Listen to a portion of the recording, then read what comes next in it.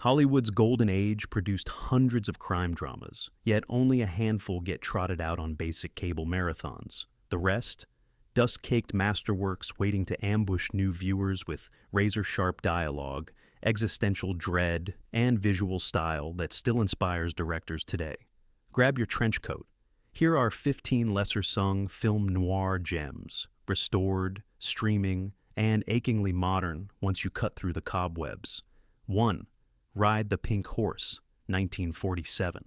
Robert Montgomery left behind the comfort of studio interiors and marched his noir into the dusty fiestas of post-war New Mexico, a geographic switch that gives the story its cracked earth intensity. Montgomery directs and stars as Lucky Gagan, a veteran-turned blackmailer who arrives in a border town during its annual carnival to squeeze a crooked war contractor for hush money. Instead of alleyways soaked in rain, the film frames its moral murk against whirling carousels, mariachi horns, and candlelit street processions. Gagan's only allies are two outsiders just as displaced as he is, a mystical young Pueblo woman who senses his doom, and a weary federal agent who respects his guts. Meanwhile, gangster Hugo is closing in with hired killers who blend into the revelry. Cinematographer Russell Meddy coats night sequences in sooty shadows while letting daytime scenes bake in blinding desert glare, creating visual whiplash that echoes Gagan's inner tremors. Oscar nominations for its supporting cast and music proved critics knew greatness even if wider audiences did not. Yet the film practically vanished until a recent restoration. Now, its portrait of rootlessness after war feels uncomfortably timely. Second, Tmen, 1947.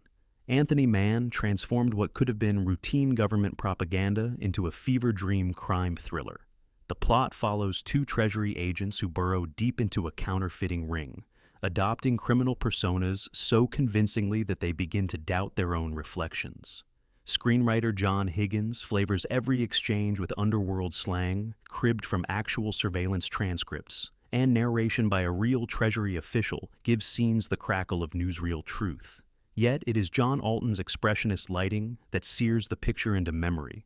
Steam vents carve silhouettes into white outlines. Banknotes flutter like poisonous butterflies under ultraviolet lamps. And a warehouse execution unfolds in a single flash of muzzle flare that leaves only outlines of corpses on brick walls. Mann's pacing is relentless. Each undercover checkpoint feels like a nerve wrapped too tight, ready to snap.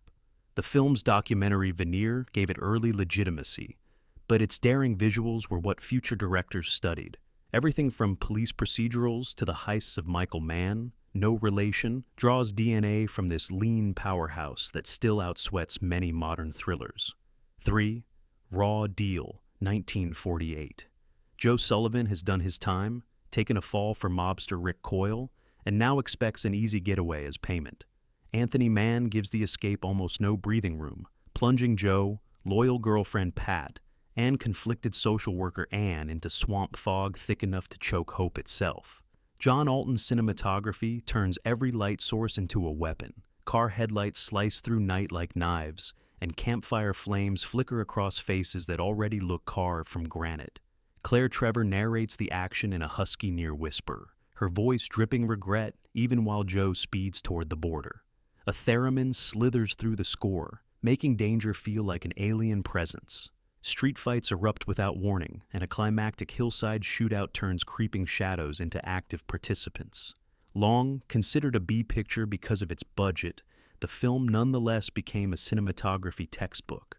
Modern restorations reveal textures that previous video releases buried in murk, restoring its rightful place as one of noir's most combustible road movies.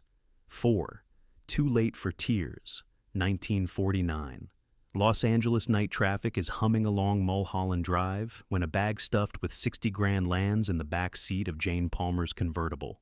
Within seconds, Elizabeth Scott's performance veers from startled housewife to predator, who tastes freedom in every crisp bill. Her husband wants to return the loot, but Jane sees only gilded escape routes.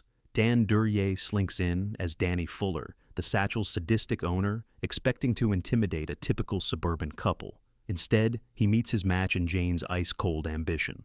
Director Byron Haskin keeps the story coiled like a garage snake, striking whenever you expect calm. Dialogue sparkles with arsenic wit, courtesy of screenwriter Roy Huggins, who later created The Fugitive. Lost prints and rights tangles buried the picture for decades until the Film-Noir Foundation rescued it, revealing a story shockingly candid about greed's gender politics. Jane's ruthless calculus feels closer to modern anti-heroes than to femme fatales of her era, making each double-cross land like breaking glass in the quiet of the midnight suburbia. Cinquième, Gun Crazy, 1949. When Bart Terre meets Carnival's sharpshooter, Annie Laurie Starr, sparks fly in both romantic and ballistic senses.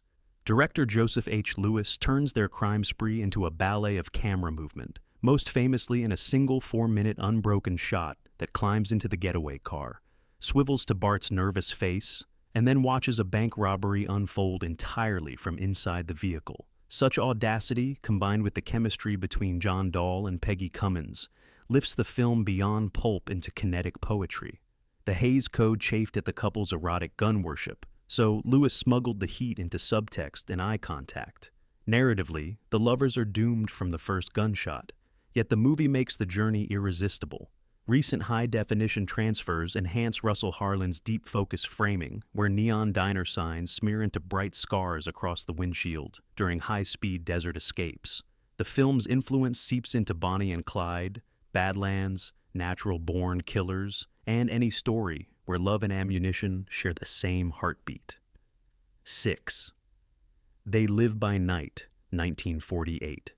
Nicholas Ray's directorial debut refuses to treat its lovers on the run as glamorous legends. Instead, Bowie and Kichi come across as two frightened kids who borrow stolen cars, like couples skate passes at a roller rink, hoping no one in authority notices. Ray's camera finds lyrical angles. A getaway shot from a helicopter, nearly unprecedented at the time, glides over farmland like an ominous bird. Dialogue feels mumbled, intimate, closer to documentary than Hollywood script. RKO, uncomfortable with its downbeat ending and whispered tenderness, shelved the movie, then gave it a token release under a disposable title. Yet Ray's empathetic style became blueprint for youth disenchantment stories. Watch the way Bowie strokes Kichi's hair in silence, already imagining the bullets he knows are coming, and you will feel the future of rebel cinema stirring. New restorations sharpen its night shadows while amplifying its heartbreaking sincerity. 7th Union Station, 1950. Noir usually skews toward urban midnight, but Rudolph Maté's thriller plants suspense under unforgiving overhead fluorescence. Chicago's cavernous rail hub becomes a maze where every porter might be a lookout and every whistle could mask a scream. William Holden's security chief teams, with Police Inspector Barry Fitzgerald to save a kidnapped blind girl. Yet, bureaucratic delays and labyrinthine corridors test their resolve. Mate stages a set-piece chase across storage platforms where sacks of mail become deadly cover. Real commuters witnessed filming, their candid reactions captured on camera, giving the movie a semi-documentary pulse. Screenwriters Sidney Boehm and Walter Brown infused dialogue with rail yard slang while never letting tension idle. A runaway locomotive climax, filmed with miniatures and full-scale stunts. 4 shadows later, New York subway thrillers. Long overshadowed by Holden's massive hits that followed, the film now shines as a terse, well-oiled machine that turns everyday travel spaces into arenas of moral showdown. 8. Cry Danger, 1951. From its opening shot of a Greyhound station bathed in greasy neon, this movie stakes its claim to underdog grit. Ex-con Rocky Malloy steps off the bus, fresh from a wrongful stretch in San Quentin, intent on unmasking the real thieves and pocketing a share for his trouble. Dick Powell's laconic delivery meets Richard Erdman's one-legged Marine, DeLong, whose wisecracks practically deserve their own marquee. Director Robert Parrish, an Oscar-winning editor, cuts tight, making even barroom small talk feel like sliding bullets into a chamber. Location shooting at Los Angeles' now vanished Bunker Hill gives scenes time capsule value. You can almost smell 10-cent chili drifting from street vendors as plans for betrayal unfold. At 82 minutes, the film never wastes a breath, yet layers enough twists to fill a novel. Restoration by UCLA resurrected its crisp shadows and clinking jukebox ambiance, turning a once hard-to-find gem into a must-stream for anyone craving noir with both smirk and sting. 9. The Prowler, 1951. A late-night Peeping Tom call introduces Van Heflin's Officer Webb Garwood to lonely radio hostess Susan Gilvray, and from that moment, Joseph Losey crafts a tale of power, abuse behind a badge. Heflin's Garwood feigns concern, yet secretly envies the wealthy husband absent on night shifts. Scripted by blacklisted writer Dalton Trumbo, under a pseudonym, the film simmers with class resentment. Losey's camera lingers on domestic details, a record player, a sparse fridge, to underline the gulf between surface comfort and inner emptiness. When Garwood's manipulation turns lethal, the film pushes past code boundaries with frank sexuality and a grim desert climax in a ghost town hospital where shadows slice across sand-blown floors. Anti-communist hysteria drove Losey into exile months after release, causing the picture to disappear from circulation. Modern critics hail it as a fearless examination of entitlement masquerading as law enforcement, a theme as scorching now as then. 10. The Narrow Margin, 1952. Richard Fleischer condenses an entire mob trial thriller into a lightning 71 minutes. Detective Walter Brown boards a late-night train with a witness whose testimony could topple an underworld empire, only to discover hitmen hidden among porters, salesmen, and poker-faced passengers. Fleischer exploits every claustrophobic inch of the rail cars, dingy sleeping compartments, rattling vestibules, cramped washrooms, to stage knife-edge confrontations. A dining car scene where sugar bowls mask pistol barrels shows how little set dressing the director needs to drum tension. The film flips expectations with a mid-route identity twist that remains clever even by modern puzzle standards. Shot on actual rolling stock, the rhythmic click-clack becomes a metronome, warning that time and track are running out. RKO shelved the film, fearing it overshadowed another train thriller, releasing it later with minimal fanfare. Today it plays like a masterclass in economy, something modern thrillers struggle to replicate even with triple the runtime. 11th. Kansas City Confidential, 1952. A masked mastermind recruits 3 hard cases for a daylight armored truck robbery, then hides their identities from one another to avoid double-cross scrutiny. The twist: the getaway truck is identical to florist Joe Rolfe's delivery van, framing him and plunging an innocent man into a labyrinth of violence and revenge. Director Phil Carlson's knack for gritty fistfights shines. Blood spills in sun-scorched Mexican cantinas rather than generic back alleys, giving the story a sweaty authenticity. John Payne's battered everyman evolves from patsy to relentless hunter, while a young Lee Van Cleef establishes the glint that would later define his spaghetti western personas. Cinematographer George Descant bathes border towns in harsh daylight, proving noir menace can thrive outside shadows. Plot mechanics inspired Tarantino's color-coded Criminals decades later. Long public domain status meant murky prints, but high-definition restorations now show each bead of sweat and every twitch of suspicion, restoring its reputation as a blueprint for the ensemble heist thriller. 12th. The Big Heat, 1953. Director Fritz Lang pours scalding rage into a story that begins with a cop's wife killed by a car bomb intended for him. Glenn Ford's Sergeant Dave Banyan resigns from the force to wage a personal vendetta, turning City Hall upside down. Gloria Graham, playing gang mauled Debbie Marsh, delivers noir's most shocking transformation after a pot of boiling coffee disfigures her face at the hands of Lee Marvin's psychopath, Vince Stone. Lang's framing traps characters in doorways and glass reflections, visualizing the inescapable cycle of violence. Screenwriter Sidney Bohm strips moral complexity to raw nerves. Either you fight corruption or you feed it. Police procedurals still quote Banyan's legendary bar threat, yet the movie also offers one of noir's rare redemptive arcs when Debbie flips the script on her abusers. Modern viewers will find its commentary on institutional rot chillingly current.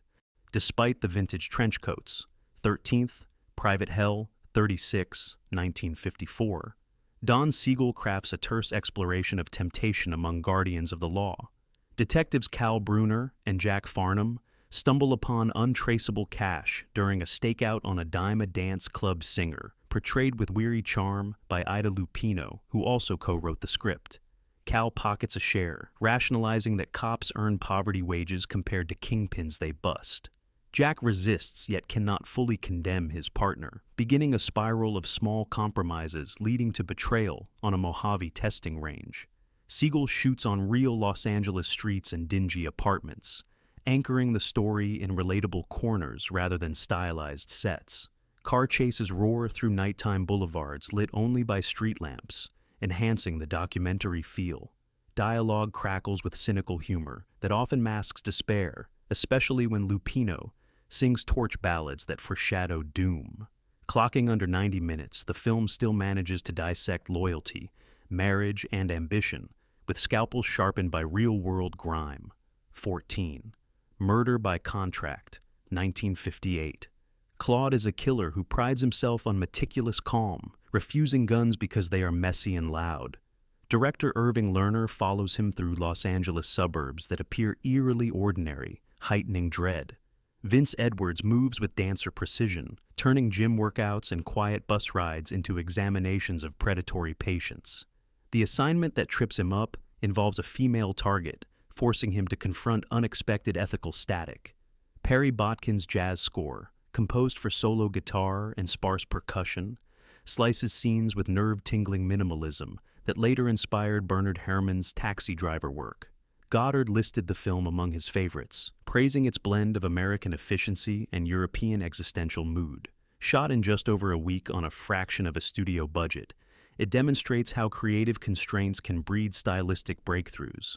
Its popularity in film schools eventually led to a digital restoration, reviving sharp contrast photography that had been dulled by third-generation prints. 15th. Blast of Silence, 1961. The Christmas lights of Manhattan never looked so hostile as they do in Alan Barron's raw portrait of a Cleveland hitman stalking a target during holiday cheer. Filmed guerrilla style, extras were uninformed pedestrians, giving Times Square footage an urgent realism. Narration, by husky-voiced Lionel Stander, addresses killer Frankie Bono in second person, creating the unnerving effect that the city itself is whispering nihilistic advice.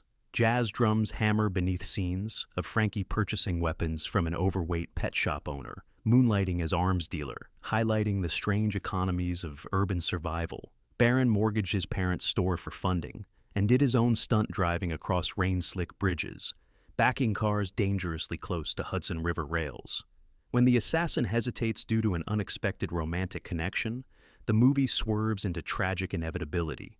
Long dismissed as public domain filler, its recent Blu-ray reveals razor-sharp grain and neon halos, proving this low-budget bullet of despair belongs in the same conversation as bigger studio classics.